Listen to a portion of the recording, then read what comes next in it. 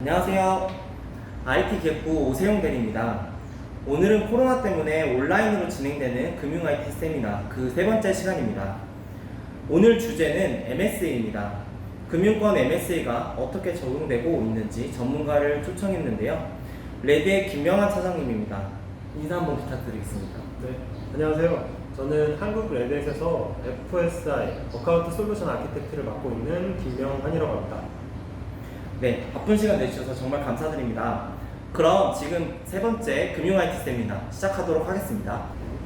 네, 안녕하세요. 오늘은 MSA, 마이크로 서비스 아키텍처라는 주제로 제가 이제 좀 설명을 드리려고 합니다. 다음 보시는 거는 아젠다인데요. MSA에 대해서 간략하게 우선 소개를 드릴 거고요. 그리고 MSA를 하기 위한 어떻게 해야 되는지 도전 과제, 그리고 챌린지에 대해서 말씀드리려고 합니다.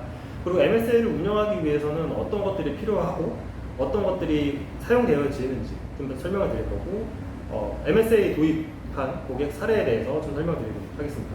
마지막으로 서머리로 이제 오늘 세션에 대한 정리를 하고 마무리 짓도록 하겠습니다. 첫 번째로 MSA에 대한 소개입니다.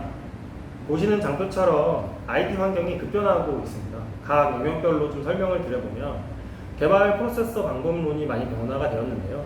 과거에는 워터풀, 계단식 그 방법론이 진화돼서 애자일, 최근에는 개발과 운영의 라이프 사이클을 한 곳에 묶을 수 있는 그런 데브옵스 방법론으로 진화하게 되었죠. 어플리케이션 아키텍처도 마찬가지로 진화하게 되었습니다. 과거에는 모놀리스한 하나의 통자로 되어 있는 어플리케이션이었다면 이제 엔드티어, 멀티티어의 이제 분산 아키텍처에서 최근에는 마이크로 서비스, 뒤에서 이제 설명드릴 마이크로 서비스 아키텍처로 진화하게 되었습니다. 그리고 디플로이먼트, 패키징 방식도 많이 변화가 되었는데요. 과거에는 물리머신에서 서비스 하던 것이 가상화 환경으로 변화되었고, 최근에 이제 화두가 되고 있는 컨테이너 환경으로 진화하게 되었습니다. 이에 맞게 이제 인프라 환경도 변화하게 되었는데요.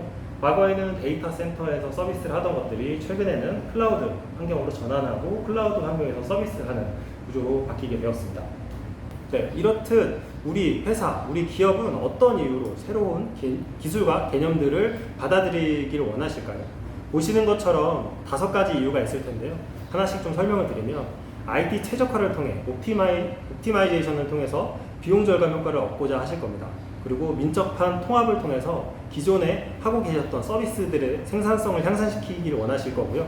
하이브리드 클라우드 인프라스트럭처를 도입함으로써 기존에 사용하고 계셨던 온프라미스의 서비스들을 퍼블릭 클라우드로 자유롭게 유연하게 서비스를 하기를 원하실 겁니다. 이런 하이브리드 클라우드 인프라스트럭처가 갖춰졌다면 그 위에서 서비스를 할 수 있는 클라우드 네이티브 어플리케이션 개발이 필요하실 텐데요. 이 개발을 통해서 그 출시 시간을 단축시키고 타임 투 마켓을 좀 더 빠르게 민첩하게 접근할 수 있는 기능을 제공하고 있습니다. 이렇듯 앞에 설명드렸던 이런 IT 자동화와 관리를 통해서 관리의 효율성을 증가시키고요. 이러한 증가로 통해서 IT 환경의 확장의 효과를 보시려고 하실 겁니다. 앞서 말씀드렸던 이런 환경적인 변화에 따라서 이 마이크로 서비스 아키텍처가 발생되게 되었는데요. 과거의 모놀리스한 아키텍처와 지금 말씀드리려고 하는 마이크로 서비스 아키텍처에 대해서 좀 비교해서 말씀드리도록 하겠습니다. 왼편에 보이시는 모놀리스 아키텍처는 장점으로는 우선 구조가 간단합니다. 한 서비스의 UI부터 비즈니스 로직, 그리고 데이터 액세스 레이어까지 다 포함되어 있기 때문에 구조는 간단하지만 이러한 간단한 구조 속에서 확장을 한다거나 그리고 장애가 발생되었을 때 이런 부분에 대해서는 전체적인 장애로 이어질 수 있기 때문에 모놀리스 아키텍처의 단점으로 얘기할 수 있겠죠. 반면 마이크로 서비스 아키텍처 같은 경우에는 이렇게 하나로 뭉쳐져 있는 서비스들을 UI는 UI대로 마이크로 서비스 단위로 쪼개고 데이터 액세스할 수 있는 부분도 다 쪼개져 있기 때문에 우선 유기적으로 서비스가 가능합니다. 그리고 이제 마이크로 서비스 아키텍처의 장점 중에 하나인 마이크로 서비스 단위로 배포가 가능하기 때문에 마이크로 서비스 아키텍처를 배포한다고 해서 전체 시스템이 재기동된다거나 재배포되는 것이 아니고요. 이와 마찬가지로 장애가 발생됐을 때도 마찬가지입니다. 하나의 마이크로 서비스 아키텍처에서 장애가 발생됐다고 하더라도 전체 서비스에 큰 장애가 아니라 일부 서비스에만 장애가 발생돼서 서비스의 연속성을 보장할 수 있습니다. 그렇다면 마이크로 서비스는 왜 필요하게 될까요? 보이시는 장표처럼 4가지 이유를 크게 꼽을 수 있는데요. 구축 시간 단축, 그리고 덜 복잡한 코드, 그리고 신속한 개발, 그리고 확장 용이성이라고 말씀드릴 수 있습니다. 각 항목에 대해서 좀 더 자세히 살펴보도록 하겠습니다. 우선 구축 시간 단축입니다. 모놀리스 애플리케이션 같은 경우에는 빌드한 결과물을 가지고 테스트를 진행하게 될 텐데요. 테스트한 결과가 전체 어플리케이션 서비스를 전체 테스트를 진행을 해야 되고, 테스트가 완료된 후 운영 환경으로 배치가 좀 더 복잡한 프로세스로 진행이 되는데, 마이크로 서비스 같은 경우에는 작은 단위로 쪼개져 있기 때문에 작은 단위로 테스트만 완료가 되면 이 완료된 패키지 마이크로 서비스를 운영 환경에 배포를 하기 때문에 좀 더 빠르게 구축 시간을 단축할 수 있습니다. 여기서 이제 패키지하는 기술을 이제 컨테이너를 활용하게 되면 좀 더 쉽게 빠르게 구축 시간을 단축할 수 있습니다. 다음은 덜 복잡한 코드입니다. 모놀리스 어플리케이션 같은 경우에는 전체 소스를 하나로 관리되기 때문에 서비스의 연계성 그리고 존속성을 확인해서 개발을 해야 되고 코드를 변경해야 됩니다. 하지만 마이크로 서비스 같은 경우에는 별도로 분리된 엔티티로 관리가 되기 때문에 엔티티별로 개발하고 엔티티별로 배포하기 때문에 코드의 복잡성이 낮아지게 되는 거죠. 다음은 신속한 개발입니다. 왼쪽에 보이시는 것처럼 모놀리스 어플리케이션 같은 경우에는 프로그래머, 그리고 운영자, DBA, 그리고 BA나 프로젝트 매니저 모든 사람들이 한 큰 어플리케이션에 다 종속되어서 일괄적으로 움직여야 되는 반면에 마이크로 서비스 아키텍처로 쪼개져 있는 서비스는 서비스별로 작은 팀 단위로 팀을 꾸려지게 됩니다. 그리고 팀 단위로 개발하시고 개발된 결과물을 배포하심으로써 좀 더 신속하게 일부분을 개발하실 수 있으십니다. 마지막으로 확장 용이성입니다. 왼쪽에 보이시는 것처럼 모놀리스 어플리케이션은 일부 서비스만 확장이 안 되기 때문에 어플리케이션 서버 전체를 확장해야 되는 이런 불편함이 있었는데요. 마이크로 서비스 아키텍처 같은 경우에는 마이크로 단위로 이제 서비스를 쪼개놨기 때문에 필요한 서비스만 확장하거나 축소하는 이런 확장의 용이성을 가지고 있습니다. 앞서 말씀드렸던 그 MSA에 대한 좀 이점을 좀 다시 한번 정리해 드리려고 합니다. 새로운 비즈니스 요구에 빠르게 대응할 수 있고 타임 투 마켓에 좀 더 빠르게 대응할 수 있는 이런 민첩성을 가지고 있고요. 일시적인 트래픽 증가나 어떤 비즈니스 요구사항에 맞는 독립적으로 확장이 가능한 이런 확장에 대한 유연성을 가지고 있게 됩니다. 마이크로 서비스 단위로 쪼개져 있기 때문에 각 업무에 맞는 플랫폼을 선택한다던가 프레임워크나 도구를 사용해서 각각 개발할 수 있고요. 그리고 이제 장애 처리, 그리고 페일 처리에 대한 처리를 어떻게 처리할 건지, 폴트 톨러런스와 같은 기능을 활용해서 이런 서비스 연속성과 탄력성을 제공받으실 수 있습니다. 넷플릭스나 아마존, 이베아 같은 이런 많은 기업이나 조직들이 현재 마이크로 서비스 아키텍처를 가지고 서비스하고 계시고 성공적으로 서비스를 하고 계십니다. 다음으로는 MSA의 도전 과제, MSA를 하기 위한 챌린지에 대해서 좀 말씀을 드리려고 합니다. 앞서서 모놀리스한 어플리케이션을 잘게 쪼개는 것을 제가 이제 마이크로 서비스 아키텍처라고 했는데, 보이시는 장표처럼 왼쪽에 이제 하나로 묶여져 있는 서비스를 오른쪽에 보이시는 것처럼 서비스를 쪼개는 것이 마이크로 서비스 아키텍처라고 할 수 있을까요? 이는 마이크로 서비스 아키텍처라기보다는 분산 아키텍처에 가깝습니다. 서비스의 재사용을 높이고 서비스 간의 연계를 한 것은 그냥 분산 아키텍처라고 말할 수 있는 거죠. 그럼 마이크로 서비스 아키텍처를 하기 위해서는 어떻게 해야 될까요? 앞서 말씀드렸던 것처럼 분산 아키텍처 외에 여러 가지 기능들을 포함하고 있어야 마이크로 서비스 아키텍처라고 할 수 있습니다. 마이크로 서비스 아키텍처를 하기 위해 직접 구현하기 위해서는 다음과 같은 개발적으로 어플리케이션에서 처리해야 될 요건들이 있는데요. 예를 들면은 예측되지 않은 어떤 오류 처리에 대해서 어떻게 처리를 할 건지, 그리고 엔드-투-엔드 서비스와 서비스를 연계하는 명확한 플로우가 있어야 되고요. 시스템 저하 그리고 네트워크망에 관련된 문제가 생겼을 때 관리를 할 수 있는 관리자의 어떤 퍼포먼스도 필요로 하게 됩니다. 그리고 탄력적으로 서비스를 할 수 있는 오토 스케일 인아웃이 돼야 되고요. 분산 로그를 확인하고 모니터링 할 수 있는 기능까지 제공돼야 됩니다. 이렇듯 MSA를 직접 구현하기 위해서는 여러한 어플리케이션 개발적인 코드 부분이 많이 필요하게 됩니다. 앞서 말씀드렸던 것처럼 MSA를 하기 위한 도전 과제에 대해서 좀 설명을 드리도록 하겠습니다. 엔드-투-엔드 서비스가 어떻게 흘러서 어디로 흘러가는지에 대한 플로우를 정의해야 되고요. 마이크로 서비스로 쪼개져 있기 때문에 이 서비스 간 비동기 통신은 어떻게 되어야 되는지 정의를 해야 됩니다. 앞서 말씀드렸던 것처럼 페일란 커넥션에 대해서 컨트롤을 해야 되고요. 그 각 서비스마다 연계되어 있는 커플링을 다 제거해야 됩니다. 분산되어 있는 데이터를 통합하고 그 다음에 서비스 플로우에 대한 트래킹, 추적이 가능해야 되고 모니터링이 가능해야 됩니다. 앞서 말씀드렸던 이러한 과제들을 오토메이션, 자동화하고 관리할 수 있는 기능을 제공해야 됩니다. 이렇듯 MSA를 하기 위해서는 여러 도전 과제들을 수행하셔야 됩니다. 다음은 MSA 운영 관점에서 좀 설명을 드려보도록 하겠습니다. 보시는 장표처럼 MSA를 가지고 운영하기 위해서는 다음과 같은 필요한 기능 요소들이 있는데요. 각 항목별을 좀 살펴보면 인프라 영역에서는 우선 빌드, 배포를 어떻게 할 것이며 네트워크가 거기서 사용되는 스토리지를 어떻게 사용할 건지에 대한 관리를 기능 요소가 필요하고요. 인프라 운영적인 측면에서는 이렇게 빌드, 배포된 어플리케이션을 어떻게 관리하고 그 다음에 리소스와 컨피그레이션을 어떻게 매니지먼트 할 수 있는지에 대한 운영이 필요합니다.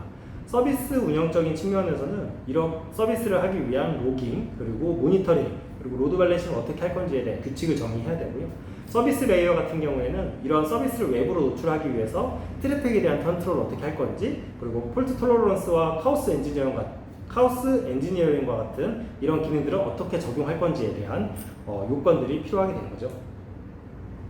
그래서 보시는 장면처럼 넷플릭스는 MSA를 운영하기 위해서 넷플릭스 OSS를 프레임워크를 개발했습니다.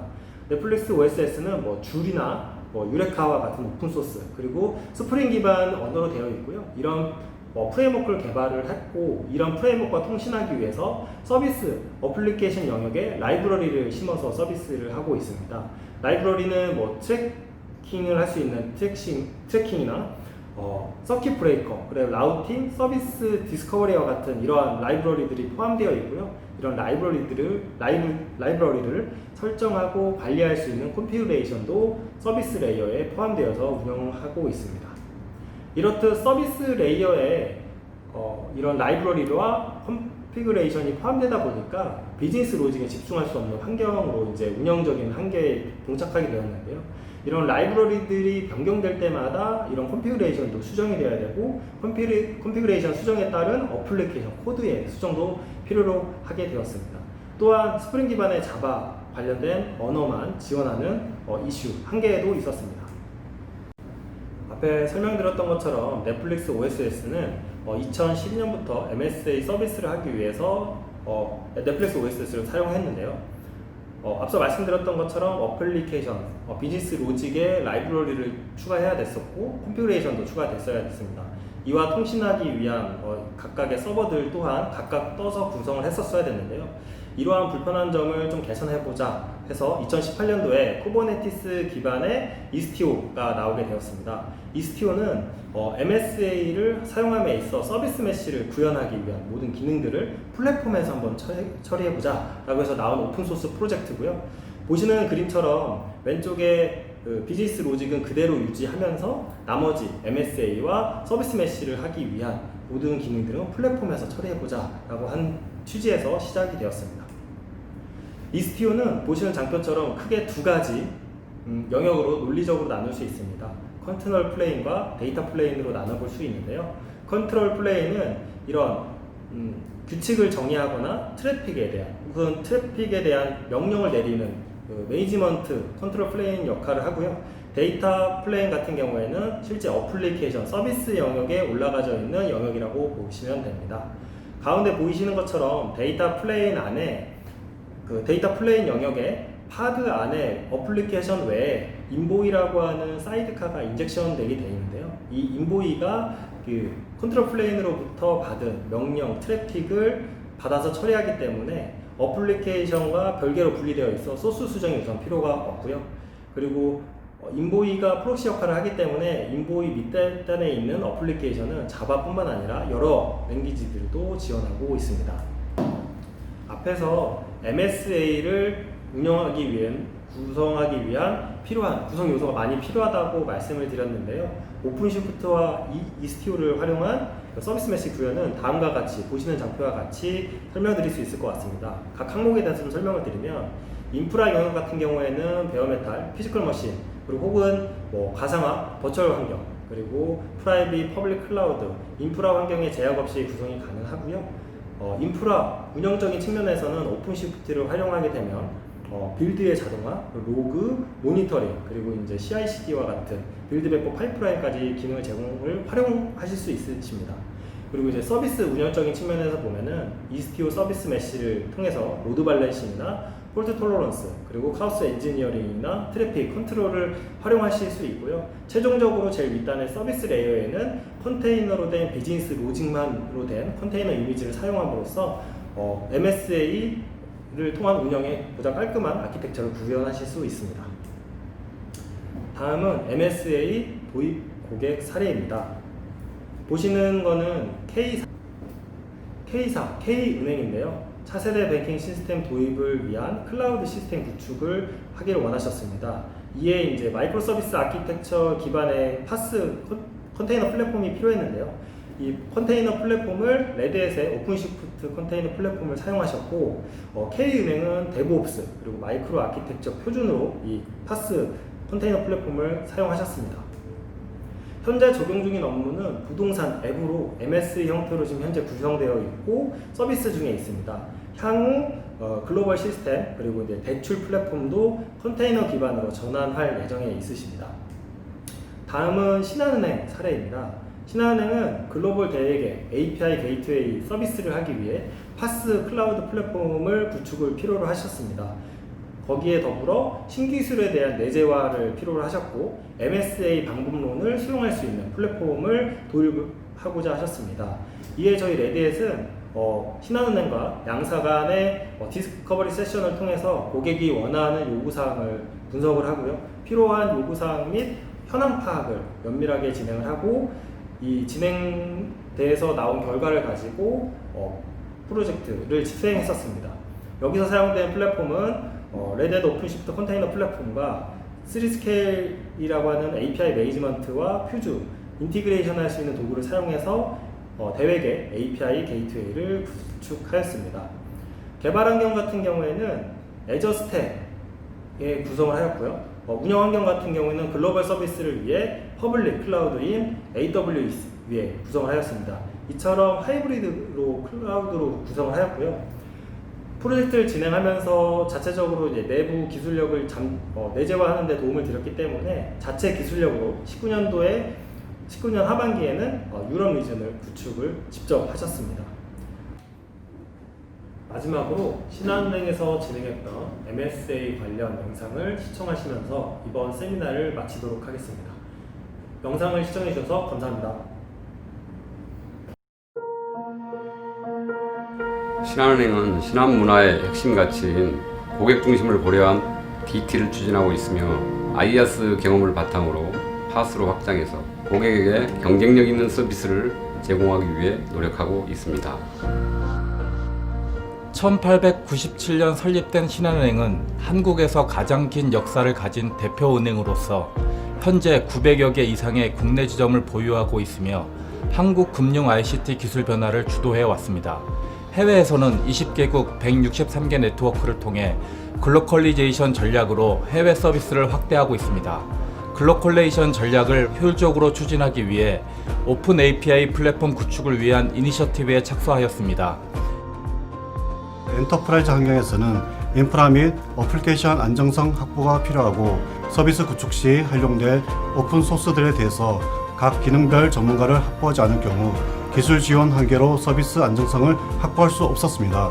또한 MS의 개발 방법론, 데브옵스, CI/CD 체계 구축 및 활용을 위해서 사용 경험을 보유하지 않는 경우 많은 시간이 필요했습니다. 레드햇 솔루션을 선택하게 된 이유는 오픈소스 역량 확보와 기술 지원의 필요성이 있었습니다. 오픈소스가 무엇인지 그리고 어떻게 사용하는지에 대한 레드햇 컨설턴트들의 설명이 있었고 레드햇의 아키텍처와 저희가 추구하는 목표를 맞추는 디스커버리 세션이 있었습니다. 레드햇의 오픈시프트 3스케일 퓨즈를 활용하여 구축된 FEP 플랫폼을 각 국가의 인프라 환경에 맞게 추가 개발할 필요 없이 국가별로 워크로드만 운영하는 글로벌 클러스터링 기능을 활용할 수 있었습니다. 이로써 서비스 런칭 시간을 최소화하면서 운영 비용을 최소화하는 아키텍처를 보유하게 되었습니다. 글로벌 FEP 플랫폼은 외부의 SaaS 서비스 사용 시보다 비용 측면에서 3배 이상 절감할 수 있었고 서비스 런칭 속도도 2배 이상 앞당길 수 있었습니다. 당행 직원들은 오픈소스 생태계에 익숙해지면서 오픈소스 활용 역량을 확보하게 되었고 이를 바탕으로 마이크로 서비스 구축 성공 경험을 보유하게 되었습니다. 기존의 레거시 시스템과 빅데이터, AI 등의 트렌드 기술 간의 유기적인 인터페이스를 확보하는 등 주요 채널의 기능으로 활용되고 있습니다. 또한 우수한 오픈소스들이 지속적으로 포함되면서 서비스 구현이 용이해지는 등 활용 면에서 크게 도움되고 있습니다. 직원들에게는 실패도 좋으니 부딪혀보라고 항상 강조하고 있습니다. 그래야만 직원들이 신기술에 대한 역량을 강화할 수 있다고 생각합니다. 그렇기 때문에 엔터프라이즈 서비스의 안정성을 확보하고 기술 지원 체계를 가진 레드햇 솔루션이 디지털 트랜스포메이션을 가속하는 역할을 수행할 수 있다고 판단했습니다.